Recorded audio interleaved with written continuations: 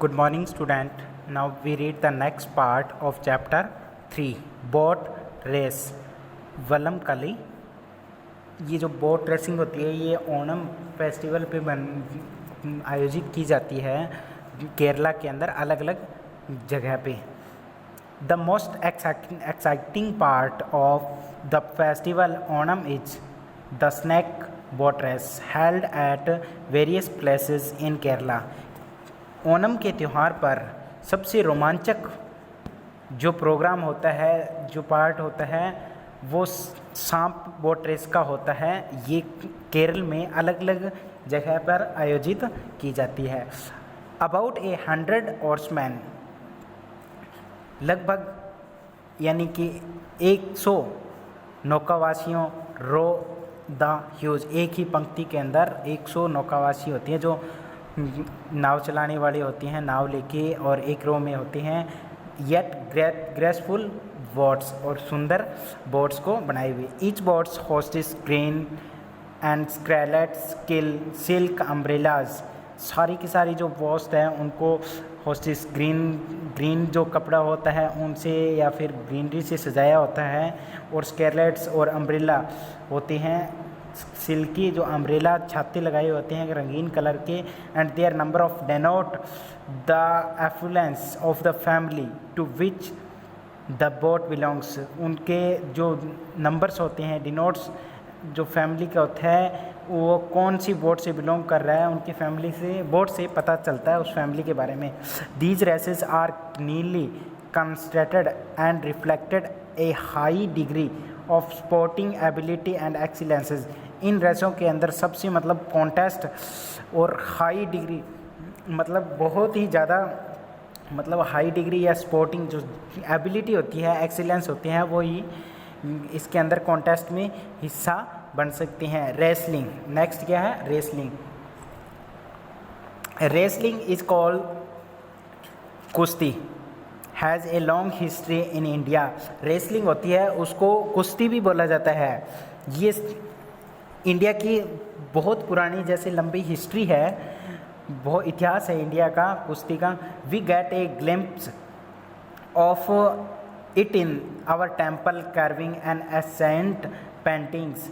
We get, हम देख सकते हैं, प्राप्त कर सकती हैं पेंटिंग्स हमारे जो टेम्पल्स, जो मंदिर होती हैं उनमें जो जैसी मैली वगैरह लगती हैं उनके अंदर, और एसेंट अभी अचानक जो रिसेंट में जो भी होता है उन पेंटिंग्स को एसेंट हिंदूज, अभी आज के समय में Hindus texts such as a Mahabharata have mentioned it, इनके अंदर महाभारत से ये मैंशनड है। इन एसेंट टाइम्स, आज जो पुराने टाइम का जो है उस टाइम से, king some did not fight battles, जो राजा होते थे वो फाइट नहीं करते थे, लड़ते नहीं थे। Instead they sent their champion wrestler to engage in a match, वो हालांकि वो एक अपना चैम्पियन रेसलर भेजते थे, इंगेज एक मैच करवाते थे यानी कुश्ती का, और वो अपना एक चैम्पियन जो रेसलर होता है वो भेजते थे राजा।